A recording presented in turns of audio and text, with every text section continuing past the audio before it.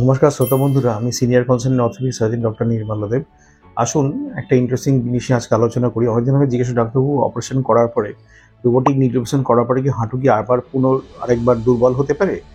আমি কয়েকটা জিনিসের বিষয়ে আপনাকে সাবধান থাকতে বলবো। নাম্বার ওয়ান হচ্ছে টু অ্যাভয়েড ইনফেকশন। সর্দি, কাশি, জ্বর যদি কোনো কারণে হয়ে থাকে বা কোনো ইউরিন ইনফেকশন যদি হয়ে থাকে, প্রম্পটলি অ্যান্টিবায়োটিক্স খাবে। ইনফেকশন থাকলে তাহলে ইমপ্লান্টের লনজিভিটিটা খানিকটা কমে। সেকেন্ড পয়েন্ট, যারা ডিজিজে ভুগছেন, ক্রনিক ডিজিজ, যেমন ক্রনিক কিডনি ডিজিজ, যেখানে মাসেলটা উইক হয়ে যায়, সার্কোপেনিয়া হয়ে যায়, সেই সব ডিজিজগুলো আর মানে একটু কেয়ারফুল থাকা উচিত। সেখানে adequate protein intake under guidance of nephrologist এটা করে আপনি মাসেলগুলোকে সতেজ রাখলে তাহলে ইমপ্লান্টের লনজিভিটিটা বাড়তে পারে এবং দুর্বলতা থেকে আপনি প্রিভেন্টেড হতে পারেন।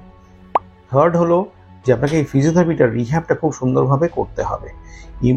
যদি অপারেশনে করার পরে যদি ফিজিওথেরাপি মেন উদ্দেশ্যটা হচ্ছে মাসেলগুলোকে সতেজ রাখা।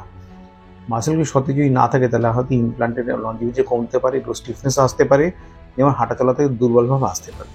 এই তিনটে জিনিস যদি প্রিভেন্ট করে থাকেন আপাতত, তাহলে আমার মনে হয় আপনার নিউরোপ্যাথি লনজিভিটি বাড়বে এবং দুর্বল ভাবটা আপনার শরীরে আসবেন না।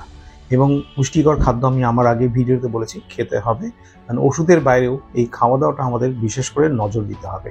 অ্যাডিকুয়েট প্রোটিন, তারপরে হচ্ছে অ্যানিমিয়া প্রিভেনশনের জন্য শাক সবজি, তরমুজা, কাঁচা কলা, এগুলো সব খেতে হবে।